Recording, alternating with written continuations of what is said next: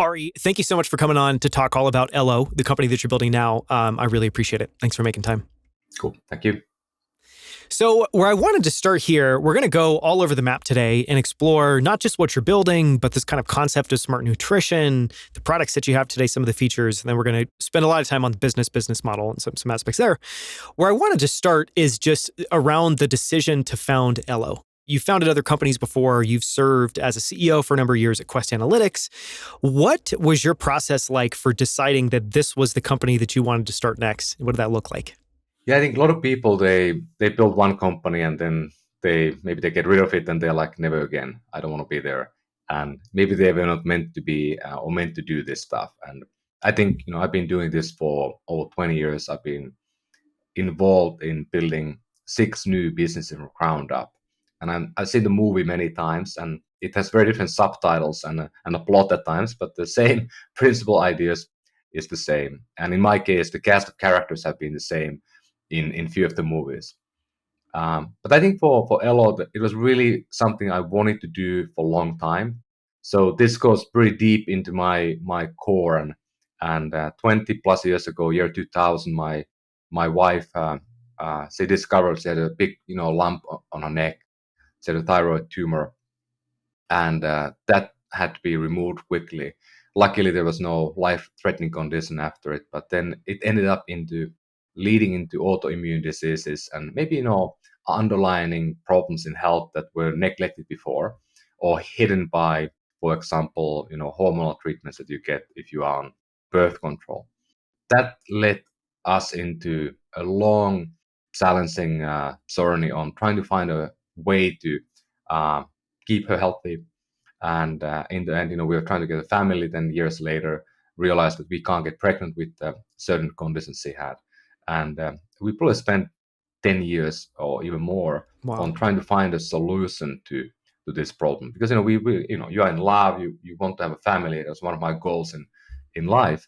And we had to find a way. So we found, doctors and practitioners, Eastern or Western side to help us. And in the end, we realized that the diet was able to overcome the problem. And diet of lowering inflammation was the core thing that helped, together with the medicine as well. And that made me a believer that food is a really key building block of a good life, and food is really help in many ways. And I read about the topic myself quite a bit. My wife could have like a double PhD on the topic, knows a lot more than most people, and as she's very tuned to herself, she really feels her body very different than most people. I don't really know if I'm thirsty or hungry. She does. She's much better person than me in many ways in these things. But that was the beginning for me. And then about 12 years ago, when I started Better Doctor, my first own company I started in the US, we had an idea of a company called, we call it smart nutrition, or we call it, food type of business, better food.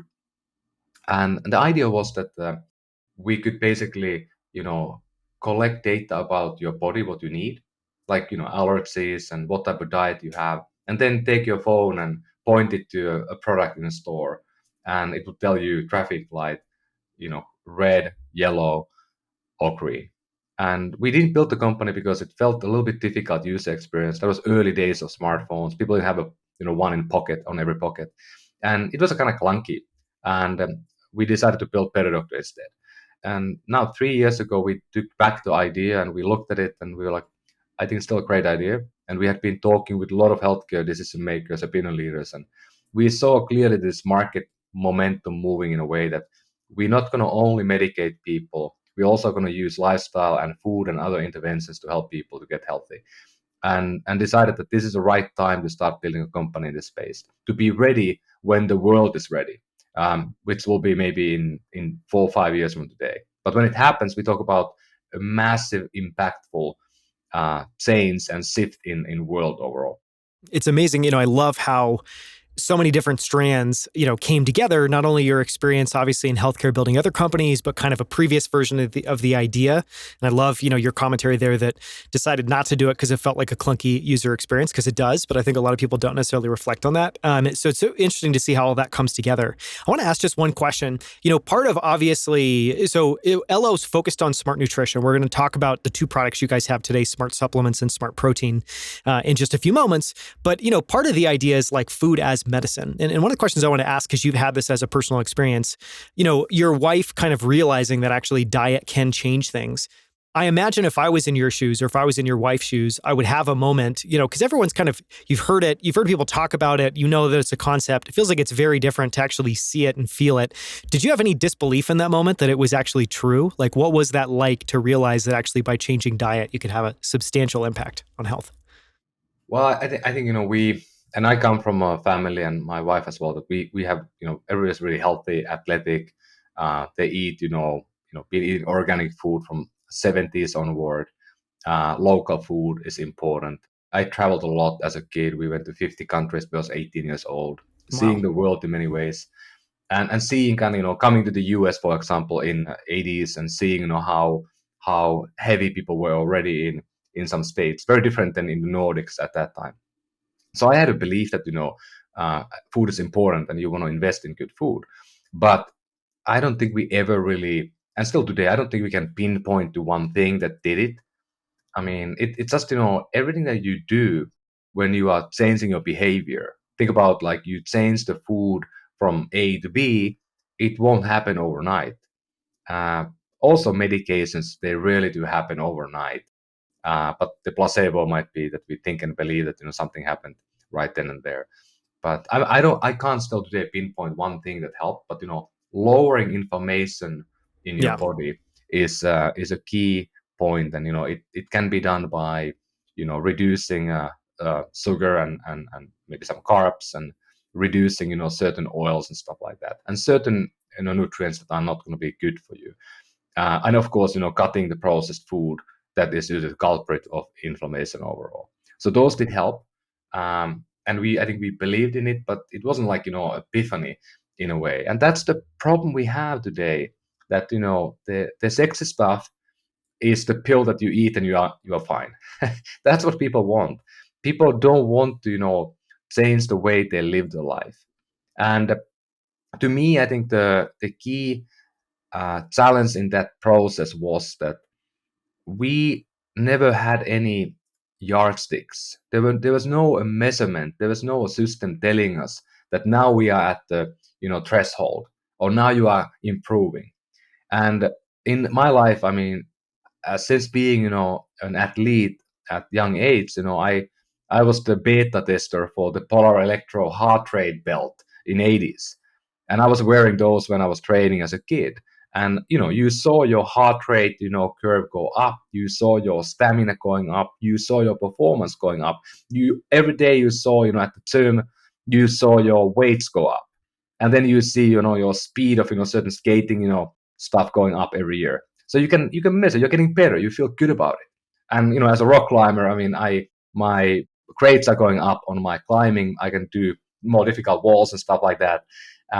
Is to measure. But in food and nutrition, there is nothing. Like, only thing you measure is looking at your scale and your weight, and that's in a back view mirror a month or so. So now I think today we are finally starting to see the measurements coming to play, and that will change everything. Not all of us care about it, but enough people do. And when they see the traffic light being red on what you ate in real time, you will not do it again 1,000 times. I want to ask one more question around timing. Just because this was an idea, obviously this idea you had at Better Doctor is very different than what you've ended up building today. What you've ended up building today feels very like modern and appropriate for a time, and takes advantage of all the devices and inputs that we have. It's incredible. But one of the questions I want to ask is, for any founder that is building something that feels somewhat distant in the future, there's always this question of timing. And I love how in the, just a few moments ago, you said that you felt like the time was now, that you could both see this momentum of this this is where we were heading, but you also recognize that you're building it for when people really got interested. Did you think about that any more granularly, and was it like, oh, we think this will happen in 1 year or 2 years? Just any advice for maybe founders that have a similar problem and how to decide if the timing's right or not? Really good question. So this is the key point, because you can kind of fabricate luck at times by being in many places at the same time, or be active and looking for luck. But you can't fabricate market momentum. Sometimes things happen because tech is leaping forward. Think about Uber.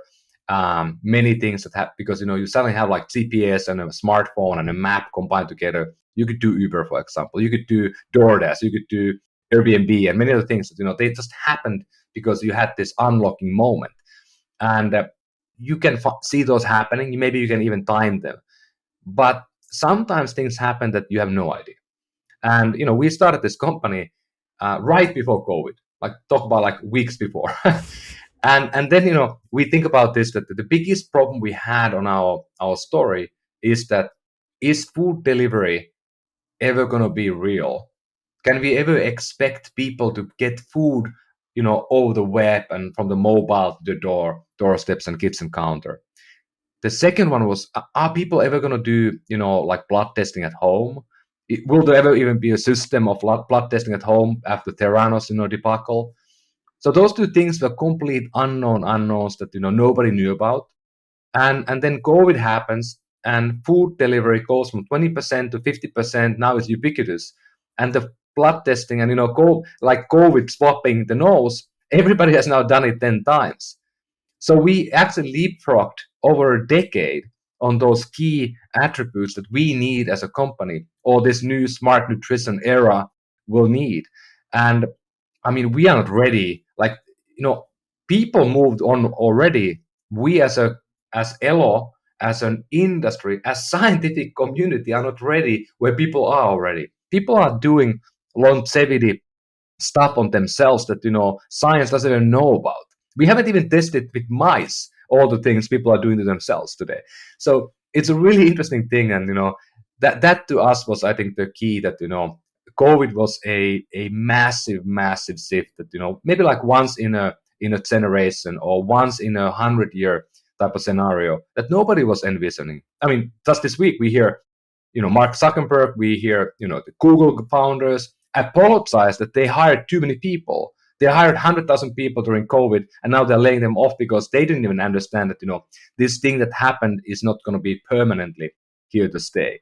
But some things will, like this sort of a home testing and the food delivery. We still don't know how to make money on food delivery, I think, as a whole. Yeah. But it will be here to stay. So as a founder, look around, sniff around, be smart about it, and don't be too early. And if you're too early, you have to find a way to pivot, a little bit, or streamline the things you build in order to fit the time you are in, because you can't fabricate time. It's just, we don't have a time machine yet. No, it's great advice. So I'd love to start talking about, I think, some of the products, but where I wanted to start is just this high level idea of smart nutrition, which is, as soon as you kind of put those two words together, you generally get what it means. And yet I haven't, outside of Elo's website, come across that or kind of heard that maybe used enough. And I think I think I'm not alone. So for people listening that maybe aren't familiar with that, what is smart nutrition? How do you think about it? Why is it important? Well, I'm trying to coin the term here. So well, it's working. I think it's working slowly. Yeah, but the point here is that, and there's a funny story, as in everything that you try to do. There should be something fun. And almost 20 years ago, I was in a room in Finland at the Nokia head office, and this is the time when Nokia was launching the N97. Many people call that the first smartphone ever, years before iPhone and Android. And I remember being there in a room. I was a small, junior employee, but I mean, somebody had stuff on a whiteboard like what we call this thing, and there was a word smartphone on the corner of the board, and there was another word mobile computer, and then somebody circled the mobile computer, and they went with that. We did not go with the smartphone. And think about, Nokia would have been a different company if Nokia would have invented and coined the smartphone term. They did not. So I don't want to make the same mistake twice. And I think smart products are all around us today. I have a the Apple Watch Ultra is kind of smartwatch. I have the iPhone, I have the Tesla, I have my car is kind of smart on me. My home is, it knows when I get in, it kind of everything happens automatically. Why don't we implement the same thing also in the thing we do the most often, which is basically food and eat and so forth? And in our case, we looked at all these other smart categories and we looked at what is common about them. And I don't know if there's a book about this. I might write a book about it. But what we found out is that any type of smart category, and nutrition included, has three tenets. One is being that they are personalized to you. So if you think about the phone, it's the most personal device you have. It's the same blank canvas that you feel, it's the same, but then you fill it in with your photos and your apps and your contacts and it's your life. It's the magic wand for your life. It's your life controller, or whatever you call it. And then same applies to many products like that. In our case, smart nutrition, it is made for you based on your micro, chemistry inside you and based on your health and who you are. Secondly, it's precise. That means it's scientifically grounded. It is high tech. In our case, we are using 6,000 clinical trials to power our algorithm. We use, tens of thousands of learnings we got from our members today. And lastly, it is proactive. And that's maybe the most surprising thing to think about in case of food or nutrition. But think about proactive. People love Tesla mainly. The first thing they say always is that you walk into it with your phone in, and you open the door, it moves the seat, it plays the right song for you. That's pretty awesome. Like nobody did that before. And that's proactively making it better every day. It learns how you are driving the car. It becomes your car. Same here. We are trying to make the nutrition better. We learn about every biomarker test we do. Every time we get data from your wearable devices, we make it better for you on every month-to-month case. And in the future, I think when we talk about taste, we want to make the taste to be right for you. Whenever we're going to get our food out there, hopefully soon, think about what if the food would ask you every day, did you like it? Right portion, right taste, too salty. Nobody's doing that today. So that's what we think smart nutrition is. And in the end, it can turn into medicine that can be prescribed by doctors in the same way as we do Lipitor, metformin, and diabetes medicine today. Yeah. I mean, I love that concept and the way you described it at the end, because one, as a simple example, we're going to get into in a little bit your protein product, but, you take something that's personalized to you, maybe even has your blood information, knows, obviously, I think one of the things that's fascinating about your protein is it actually adjusts based on the activity that you're doing, that it tracks through smartwatch, like amazing stuff. And let's just stop there. Let's talk about anything else that you're probably developing that's going to be improved. And then you compare that to a protein you get off the shelf. There's just absolutely no comparison. It's going from one size fits all to it's exactly one for one to each and every individual. That's profound. It's a huge shift. Yeah, I mean that's why it's been so fun the company to build and start, because we started this in a way that we are trying to make this like home run type of thing, like not home run in a way that let's sell the company for $1 billion, but yeah, let's do it. What would the world look like if, for example, like Apple would build a protein product? It would be very different than what you buy from whoever you buy it from today. And we were like, what if we do that? What if we think like there's no limits? What would we want to build if there's no limits? And we started from these product categories like supplements that are one-to-one correlative to blood biomarkers, for example. Then we started with protein that you can find pretty close correlation to activity performance, for example, recovery, and so forth.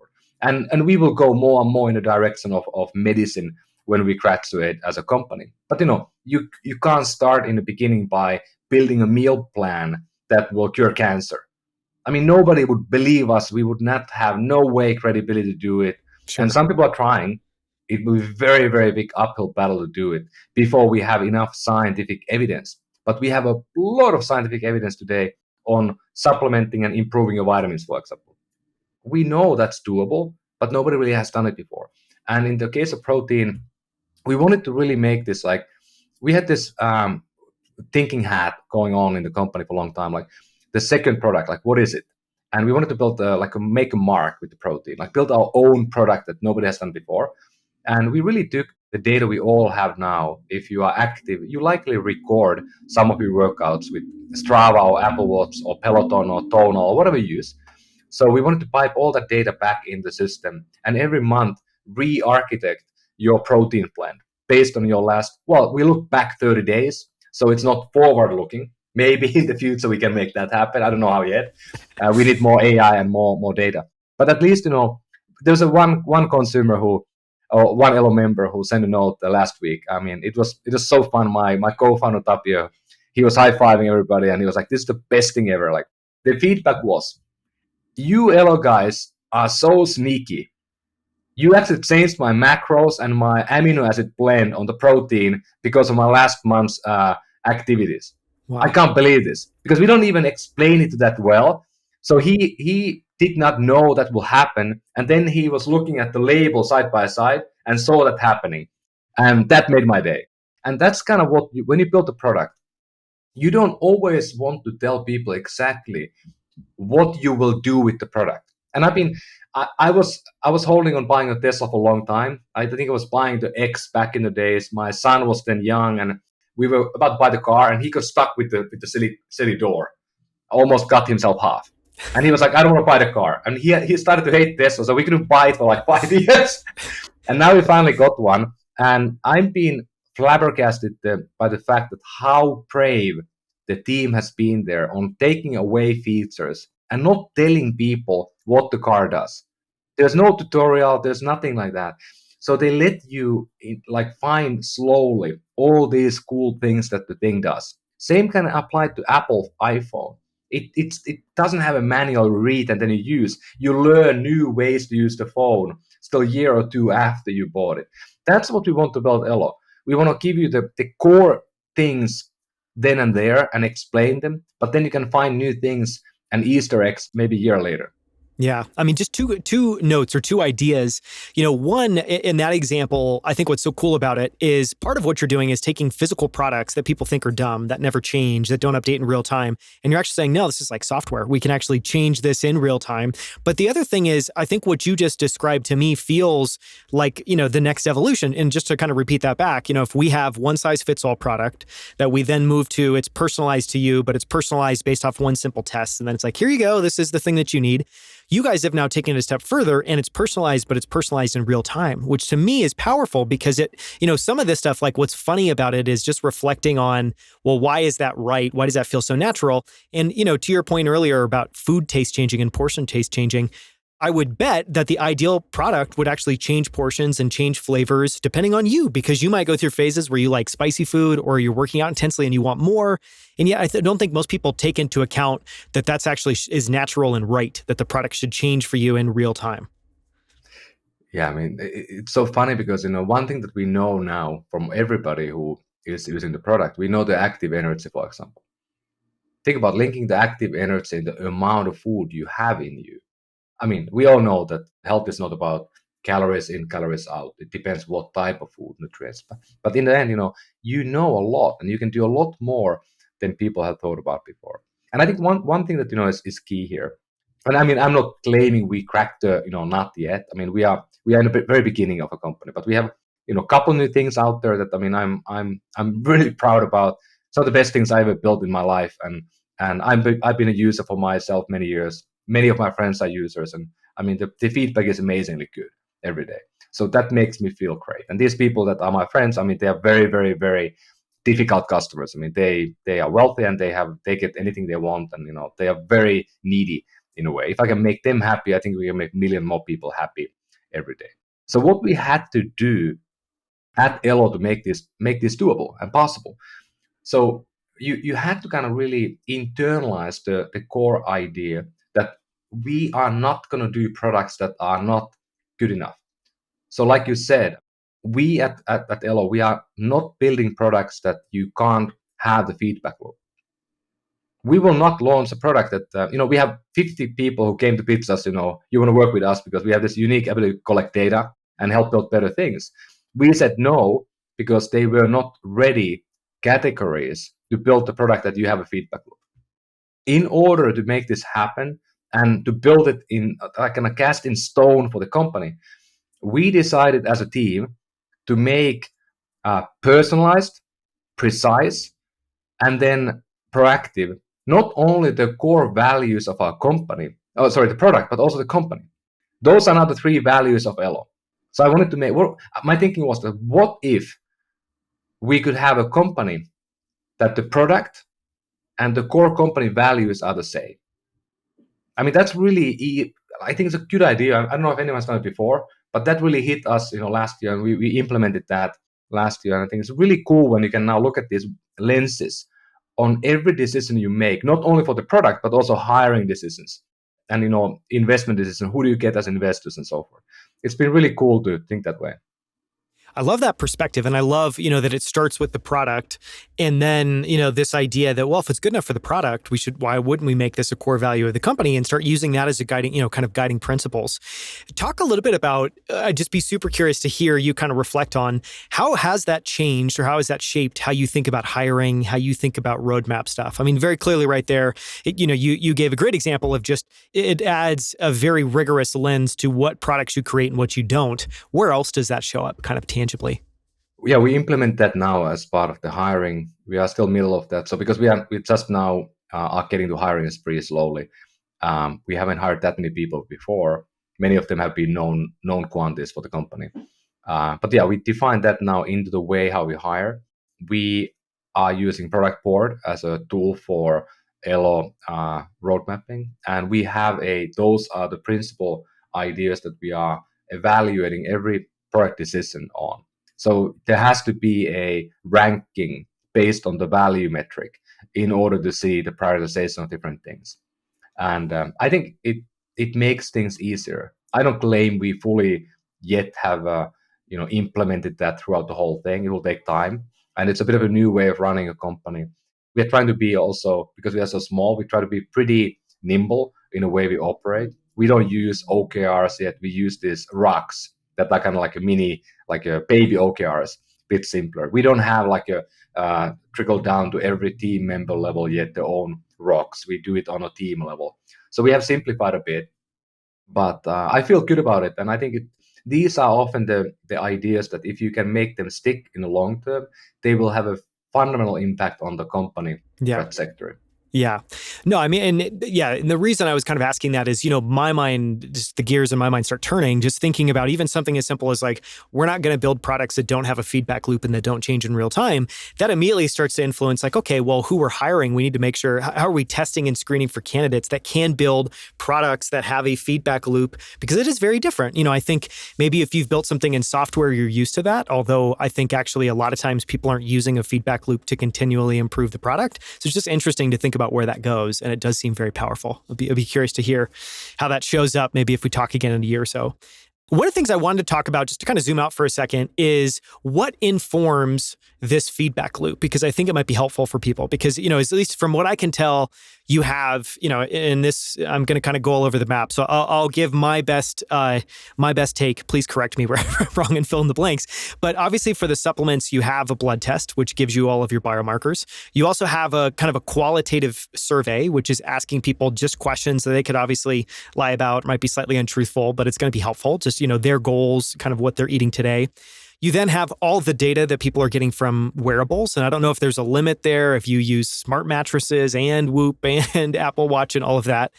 And then obviously you then have kind of a human component, which is, I think for the smart protein and the smart supplements, you get access to a nutritionist. Do I have that right? And then talk about which of those are really important, which of them are less, like kind of from a weighting perspective, how those are all helpful in different ways. Yeah, you're right. And it's a very complicated mess, as you can imagine. And there's no like one simple answer. And I think it's also a system that will be evolving every day once we get more information. So let me take one step back and kind of explain to you. So we are trying to build an Elo brain. That is the kind of the core thing that the company is here for. We are not trying to be the company who is building the best, food factory or supplement factory, or we are not even trying to build the best lab, but we are trying to build the best brain in the middle of taking data from your body and turning it into the right decisions that you should take, and then delivering those to you with different products we are creating. So what is in the brain? Um, we don't, I mean, we could talk about AI, but let's be real. We have an algorithm, so 3 layers of things. The base layer on every product category is an algorithm where we take all the current knowledge about science. Science and nutrition for supplements, we have about 80 different active ingredients that we are putting in our supplement pills today. So we collected all those different 80 active ingredients that have valid human trial clinical evidence. Not one study, but more studies. So we have today, I think, almost 6,000 studies that we have collected today on those products. These are globally all the human trial studies ever done. It's not that many in the end, but you had to normalize it. You had to kind of translate it into English. Some cases you had to kind of go through all of them to turn it into understandable, data corpus that you can use in part of an algorithm. So we had a team to do that for 2 years. And then what we did, we looked at the different assessments we can do. So we have today 150 assessments. A questionnaire question could be assessment, A1C biomarker, or blood biomarker could be assessment, your HRV could be assessment, your recovery from different devices could be assessment. Anyway, 150 assessments, 6,000 studies, 80 different active nutrients. That's kind of the basic idea. And we turned that into a system where we are looking at you based on your age and your assessments and different things. We give you the right studies, what they say, and we deliver you the right amount of certain things, and then we see if it works. That was the beginning. That took a couple of years. On top of that, we added then the dietitians and nutritionists work with one-on-one on people, and they make modifications for the plans that the algorithm created. Often they do quite a few because of what you want, and there's like a human component involved. Maybe you forgot to talk about the medication that you have, and then we changed and so forth. Anyway, we took the modifications into play, thousands of them, and we built those into the algorithm. And it started to be a learning system now. So today we actually have an AI live. Then the third layer will be the fundamental layer that is about the outcomes. So we do what we do, and then we see how the outcomes look like. And then based on the outcomes, we can then weight all the different studies and everything in a proper way, and then it becomes better. But for that, we need, thousands more members. So everybody sign up to Elo, help us to build, even better system every day. And I think in a year or two, we are fundamentally building new science. So that's just the kind of the base layer of what we do, the brain aspect. And then the question about how do we prioritize different things, it is really difficult when you think about the wearable devices. I have a Whoop, I have an Aura. Mm-hmm. I've been wearing this 7 years. I've been wearing this maybe 4 years. And now they are kind of similar if you look at your sleep data, for example. But they used to be totally different. So what is a race condition when you have sleep coming from 3-4 devices? Those are really difficult questions to solve. And we have not even opened up now. In Elo app, you don't see sleep data yet. You don't see your HRV, a few other things, because we want to make it right. And having been one of the early investors in Aura back in the days, I was able to kind of look at how they built the company. It took them 5 years to build a great app. It's not happening overnight. So I know how hard it will be to build these things. And what we do at Elo, every decision we do it from the perspective of, is it precise? Is it personalized? Is it proactive? And also, does it come with the nutrition lens? I don't want to replicate, stuff like what Aura is doing or Whoop is doing or whoever is doing, or Apple even. We want to build a new viewpoint for Elo that is unique to us, that comes from the perspective of nutrition. Like, what would HRV look in a nutrition context? What would a recovery index look in a nutrition context? Nobody has done that before, so we had to reinvent these things, and it will take time. I mean, that was incredible. Even just the breakdown of the brain, because one, it feels like, just describing that clearly, that's what's going to drive all of the value for your customer base. Yes, you could invest some of that money in factories to actually be able to do it. Yes, you could invest some of that money in a lab, but what you're effectively saying is like, we have good enough solutions there. What no one's built, it's very challenging, that we want to get right, is this brain that powers everything. And especially talking about, then outcome layer that then starts to train and ripple through the model. still incredibly powerful. It's super cool. I want to ask two questions related to the products that you have so far. And one of them, I'm just, it may not be the easiest answer, so feel free to take this in any direction. If you want to talk about supplements or you want to talk about protein, you want to talk about overall.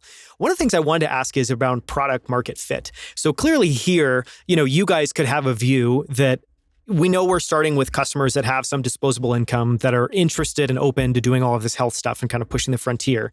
But we're going to use all of this science, and as long as the outcomes are right and we're able to do that, that's maybe product market fit or technology market fit. But then there's another piece of like customer perception.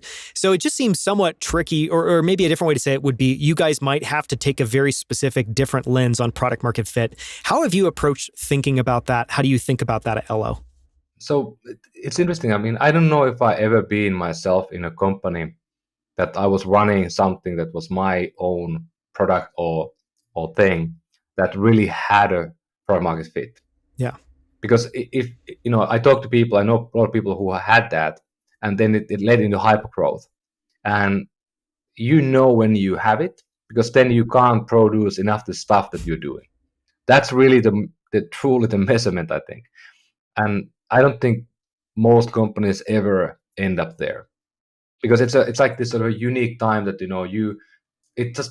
happens. Like it's not about marketing, it just happens because you build something so exciting that people are talking about it to everybody. So very few companies ever experience that, and of course we hope to get there. But at the same time, we have a challenge internally that we doing what we do. I mean, going from 1 to 10 to 10 to 100 to 10 to 1,000, it's going to be very difficult to grow from 1 to 100,000. I mean, you can't do that. Nobody has ever produced these things in a way that you could do it for a million people. And it can be done, we know, but it will take many years. So we want to be very focused on growing the right way with the right audience first. So think about this. If you kind of break it into pieces, and this is maybe a warning for people who are trying to build something similar or complicated, that is kind of taking and collecting different ideas together into new product or service like we are. So today you have about 100 million people in the US who take supplements on a daily basis. 100 million people, huge amount, third of people almost. How many people you have who are testing their blood every 90 days? There's like 100,000 people. Yeah. So you have 100 million people, 100,000 people, and we are kind of combining these two into one. So we know that there won't be 100 million people who want to buy, even if it would be way better way to do, maybe 10 times better way to do it. It's just too involving thing for most people. So what we now need to do as a company is to look at it. What can we build beyond the first Vitrio in order to get to 100,000 to million members? So I use this analog always, or idea that you have a racing car. You first build like the most amazing, safe, amazing racing car thing, and it becomes like a box that the drag is like insanely bad, and you put everything in there, and then to win the race, you have to start taking pieces away. There's I think what was the Ferrari, Ford versus Ferrari, whatever the movie was about that a bit. Like, let's take away everything, because then you take the drag away. So I think Elo is in next maybe couple of years, we can end up in a space where we need to kind of maybe do like Elo Ultra and Elo Plus and then Elo Basic. And the Basic will be for most people. Today we are more in a direction of Elo Plus or Elo Ultra. That is pretty difficult thing to do. But that's the right thing to do in the beginning of a company, because it will be a long run. And of course, as long as you can raise money, you can grow every day, you can be fine. Because it's tough. You need to have the idea. What is the promised land? And in our case, the promised land is to help make food into medicine. That's a lot. We are not even near that. We are not even knocking the door of that yet. So maybe 5 to 6 years from now, we're going to get there. But I need to remember that every day as a founder, as a CEO, and remind my team about it every day, that we are working for a bigger goal. And sometimes the winding path that goes there is really long and takes time. Yeah. Yeah. It's not, I don't want to put words in your mouth, but what was kind of like coming up for me as you were saying all of that is it seems like you guys are much more focused on almost like, company potential fit, meaning you see this massive, massive, massive opportunity. You're extremely focused on what are the capabilities that are going to get us there and how can we, build these faster and faster and faster. Less, and it feels like almost, I guess in your guys' case, this idea of a product market fit framework kind of goes out the window because it's very different and it's multi-sided and it's a very challenging game. But a lot of it sounds like, is building up this potential internally around technology, around the right people, around the right approach, which is something I want to go into in a little bit. And then obviously kind of trusting that if you're doing that well enough and you're also iterating on marketing, you're iterating on all the other things you're doing, you'll be just fine and you'll get there. But you guys are, this is not a sprint, this is a marathon. You guys are, just a little bit into it. So it's a different framework. Yeah, and I think on that note, one thing that people need to always keep in mind, again, I talked about this, that, you can't fabricate time, or you can't fabricate the right timing for your company. Yeah. It's either it is or it is not, or you need to change yourself to be right for the time. So the other way to think about this is that there's no way to change the fundamental fact of who are adopting new things first.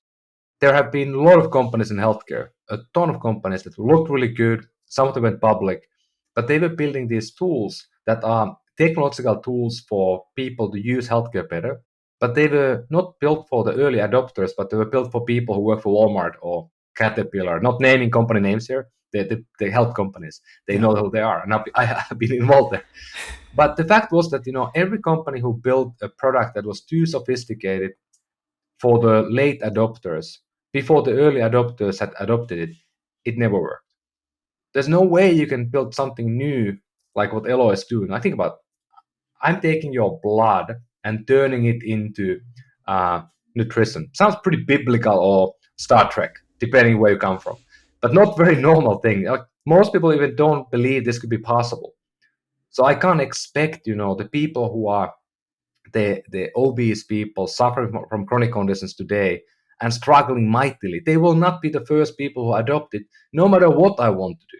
So I need to put the price point down much lower. I need to make it more available. I need to make it less technical. I need to make it simpler in order to get there. And I want to get there. But I understand that, there's no way, nothing I can do today to get the people in the most need to adopt the things we built today.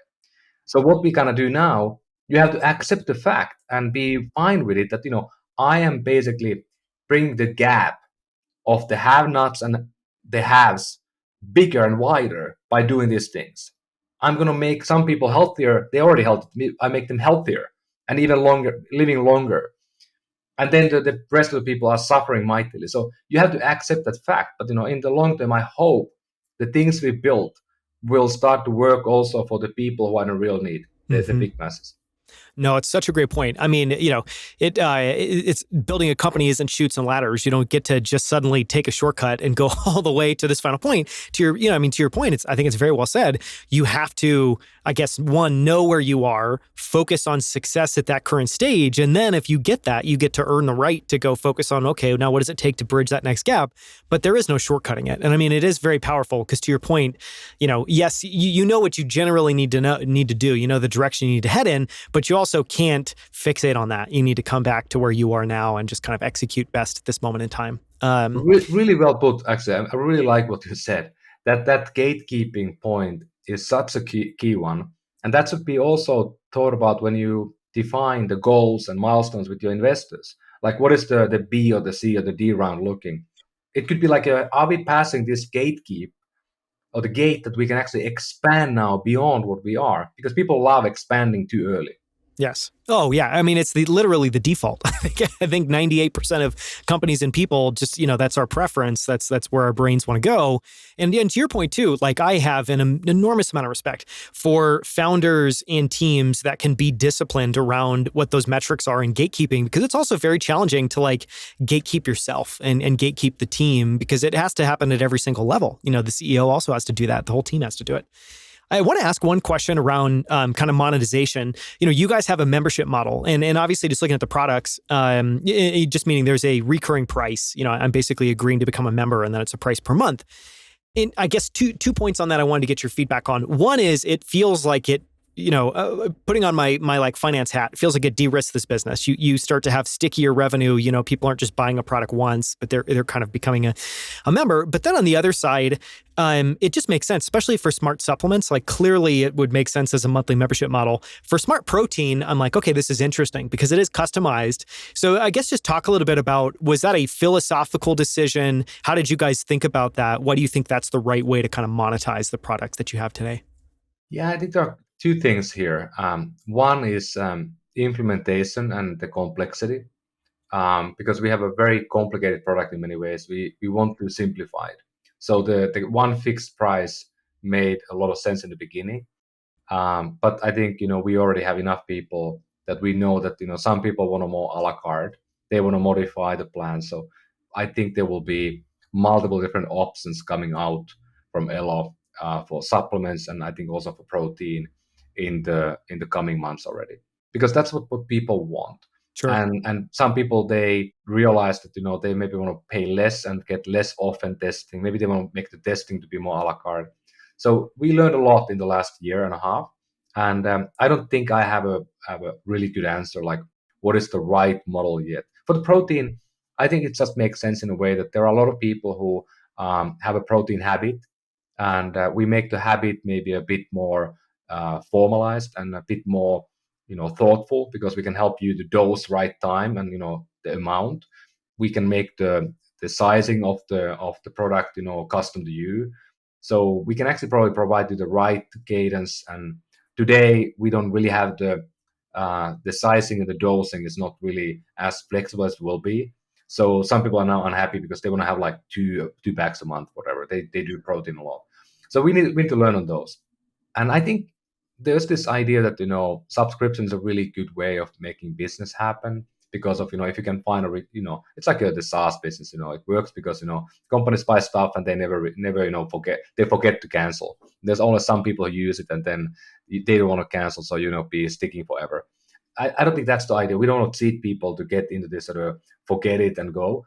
But it's just a convenient factor, because if you have to order every month, you just often don't do it, and then you end up buying like a massive bulk amount, and then you might jeopardize the quality. So I think there are a lot of other products that are coming from Elo in the future that might be more a la carte. Like we are talking about, for example, maybe meals or stuff like that. Not to promise anything, but that could be a very different product where you could actually go buy as you go. Because the problem is that you commit to many of these. Like we all have been there. Like I think Blue Apron is a great example. Tough to cancel. I think Groupon was a great example back in the days. Maybe some people remember Groupon, small company. They made it almost impossible to cancel, even like the email newsletter. So I don't think that's the right for the current environment. I think we want to be treated as adult consumers, not tricked consumers. So we are, and in Elo app, we are making it every day easier to click one button to pause and move forward and all these things. Don't hide them. Make it easy for people to cancel. And we want to celebrate people who cancel. Like those are kind of some ideas we have in the company internally. Yeah, I think it's super interesting. It also, I mean, your note on, maybe to paraphrase, it feels like maybe the right starting point because it was simple enough, simplifies the experience, simplifies the decision. But to your point, it's too simplistic. And now people want a little bit more choice. I'll be excited to see what you guys do with it, because I, have multiple products that I am a subscriber to. And what always inevitably happens kind of goes back to your point before around food, portion sizes is, they kind of treat it like, okay, well, every single day forever, you never go on vacation and forget this, until you end up with the backlog. And then when you have to pause, it ends up in this spammy experience where you're like, oh God, I'm not, this isn't anything deceptive. I just literally have too much. So I'll be excited to see what you do with it, because it feels like your lens to product experience. I'm guessing you guys will come up with a vastly better experience of what it's like to, dial up and dial down your subscription. I promise we're going to spend a lot of time thinking about the way we do it when we do it, if we do it. Yeah. Because that's, I think, almost the most important thing. Can we reinvent the way you do these things? And like, again, we are not coming from the point of view that let's make a quick buck on you. We are coming from the point of view, can we help you improve your health in the long term? If that's the goal, it's a very different goal than, I want to sell you get my CAC away by selling you 4 orders. Sure. I want to spend the rest of the time talking about kind of what you said there, which is, if we decide to do this, that we're going to pour a bunch of time and energy and effort and try to reinvent it, and really just figure out like, what is the ideal way to do this? And goes back to thinking independently, and the reason I want to talk about this is your products aren't just, the way they're marketed is beautiful, but the design and the product experience is incredible. And I know that was a very intentional decision from day one. And so I want to spend a bit of time talking about that process, but maybe just to kind of go back and, build a little bit of a foundation. Why did you decide to focus on design from day one? And, just maybe talk a little bit about, because from my perspective, I have a design background. There are very few companies that I think have a high enough bar or a sufficiently high bar, or just a high bar on design. You guys certainly do. Why was that so important from day one? And how did you approach kind of executing that and making it real, knowing that you could do that? Well, design has been, I've been involved in building mobile apps for a good part of 20 years. And I think mobile apps are design masterpieces. It's about crafting this experience in a small space that is somehow intuitive and beautiful. And not always the case on every app, but you learn a lot. And I'm from Finland. My both co-founders are from Finland as well. And Finland has this minimalistic design aesthetics that has been impacting the world in the last 25, 100 years, but last 25 years, it became a global phenomenon, and it kind of started by the Nordic minimalist design ethos from 50s, and that's kind of also my hobby personally. I really like that. We are living in a mid-century modern house here in San Francisco, which is beautiful. But really, I think for Elo, I wanted to supercharge that. So I started with my longtime, friend and co-founder Tapio, and we were talking like, what do? We want to have more, because we're going to be a consumer company. We want to be separate from we want to be better than the others. We want to be on the different plane. Like, what do we do? And neither of us is like an amazing designer. We are hobbyists at best. So we were very lucky to get the third co-founder to sign up, and he came from Apple. And so Miklu Silvanto spent almost a decade in the Apple design team. So he was reporting with Sonny Ive, and he was behind many of the products that we all use every day and love the most. Sold billions of devices, and he came in to be that voice. And we really had this dialogue early on when we concepted that. We were like, what if Apple would build a supplement product, or what if Apple would build a nutrition product? Well, we have the Apple guy who built the product, so now we were doing it. And it was one of the best time in my life in business ever when we started, because working with somebody like that, like Miklu, who comes from that design team, the best team in the world ever assembled in business, I think, and he comes with that ruthless ability to say no. And I learned a huge amount about business and about building a product in a way. I don't know if it's the way that Apple built, but we kind of took some of those ideas that they have and started to build this product in the same way. And it's been pretty cool. It takes a bit more time, and of course we have finite amount of money and time and a startup, so you can't exactly follow the path. But it made us a lot better. And I think that's really like what we are now. The third product coming out in Q2, I think I can't talk about it yet. It's under wrapper yet, but that will be a product that I think will be significantly different than anything else that people have seen. People have done powders and people have done pills, but I think we're gonna leapfrog into a new world where people are gonna be like, wow, that's something crazy. And I love that. It's so cool to kind of build something new that people don't even fathom today. Nobody is even thinking about it. Well, and there aren't enough companies that I think adopt that as a goal. I would love to see a world where, 10 times the number of companies just had that as in their minds, that they were really trying to think from first principles, create something that can kind of be a gift and something new to the world and to their customers. And it just, it's unfortunately lacking. I want to ask one more question. I want to be respectful of your time, but, in my experience, great design kind of is two things really at the end of the day. It's a set of principles. You talked about this kind of ruthless ability to say say no. I imagine that's one of them. And it's also a process. You talked a little bit about it taking longer. I think unsurprisingly, great stuff takes a little bit longer. But both of these, they aren't mystical things. They're relatively straightforward, but they're a set of things that you learn by working on a team at Apple and that you can then take and apply different places. So I guess, are there any other either principles or process notes that might be helpful for people listening that could just be inspiration for them in terms of their process and how they approach? I think the craft, respect the craft is one key thing that, and making the design to be not just an afterthought, but the core tenet of the whole operation. And really, yes, Apple is kind of unique in a way that they built all products without really doing user testing and so forth. But they are the best people in the world. Like, there's no other team like that in the world. Like every company would, those guys, by the way, they get like thousands of job offers when they leave, like thousands. It's pretty flattering. So to be able to work with somebody like that is pretty unique thing. But I think it's about this sort of the craft and but listening to consumer, listening to the customer, and it could be internal, but like really be open to modify based on what you learn. And then I think in our case, we are still in the beginning. Like, we're building the team right now.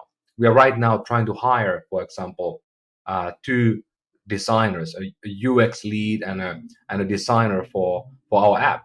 So we are trying to who are the best people in the world we can get in to build and craft the app. We can give them a year time to do it again. Take a year and do it and go and build an amazing thing. Of course, at the same time, maybe improve and test the ideas in the old app.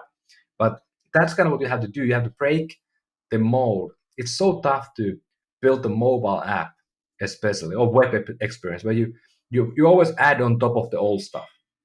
You kind of have to burn the old thing and build the new thing. That's the only way. Like, how many times you open an app that, like now with the COVID, maybe you didn't travel, or maybe you didn't use some of the apps that you used to use always, like Uber. Maybe you didn't use the Uber app at all because you didn't use Uber. And then you open it and they have redesigned it.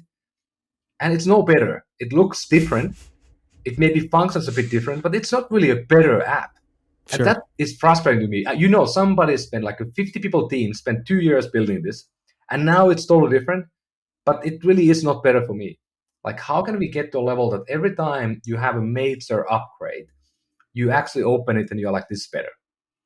For most people, I mean, it's tough because, of course, you are serving, they might not be serving my need at Uber, I don't know, but, because I've been a user since the very beginning, so maybe they are serving somebody else.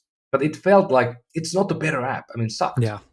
Yeah, no, I completely agree. It applies to almost every app, I feel like, that I, open on a regular basis. And just what a simple note too, what a simple principle to be like, when you have a new update, you need to be able to have some aspects of wow, or that's better, or something that's tangibly better that moves the needle, where it doesn't feel like you're moving deck chairs around, for the sake of it.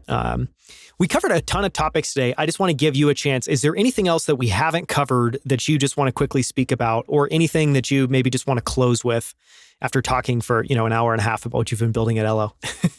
well, I think there's one thing that I always love to bring up if I have the time. Having been in the gaming for quite a while, and gaming was the most sexy, exciting. Well, still today. I mean, there are, every time you have an opening in like company Supercell, thousands of people apply, like thousands of people every post. So there's a lot of demand on getting to build games and apps and all this fun stuff. But we have too few people who are younger people who are getting into building something fundamentally important, like healthcare things and the nutrition things we build today. That's maybe more esoteric, but healthcare, there are many companies that are just amazing, and they need young talent that are able to go in and really build the best work there. So don't always think about going to work on the only the thing that you like at that moment, but look around a bit and think about where can you make a bigger impact. Because it's tough to be, if you go to Apple, like, it's tough to be like a lot better than other people, because they have really good people. But if you go to a healthcare company building consumer healthcare apps, for example, you can maybe be the best person there, and you can become the leader of that team fairly quickly. And that to me is the thing that people just they wake up when they are 35 and they have 2 kids. They haven't slept for a long time. They wake up and they're like, oh my God, life has a different meaning. and we are mortal. And I want to build stuff that, really make a difference. That hit me early on because, we had health issues with my wife. Normally people only got that idea when they turn 40 or 35 or something like that. And then it's maybe too late to change the path. You're already so deeply entwined with whatever you do for a living. But that's just the thing that, when you look for next gig, and now it's a great time because we have a lot of people are thinking what they want to do now. Post-COVID, maybe a recession, whatever happening. So look around and look at the companies that you might not be looking at the first place. Well, it's a fantastic note, and just to close and maybe turn it around, that's also why I was so excited to have you on, because I think you're in an area, and this is, one of the things that I get most excited about, which might seem somewhat silly to a lot of people listening, but people that are in an area that might not be sexy, but are approaching it with a goal of really not only just like, let's all come here to do our best work, but let's come here and let's create something that we're incredibly proud of. And so it's amazing to see you doing that with Elo. It's been so much fun to have you on and be able to talk. Thank you so much for the time, Ari. I really appreciate it. Thank you.